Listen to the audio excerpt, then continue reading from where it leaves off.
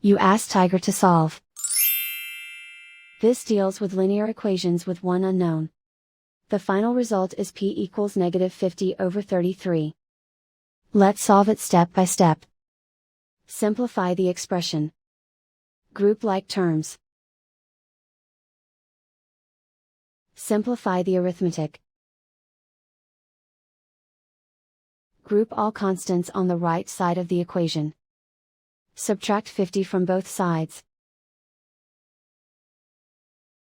Simplify the arithmetic.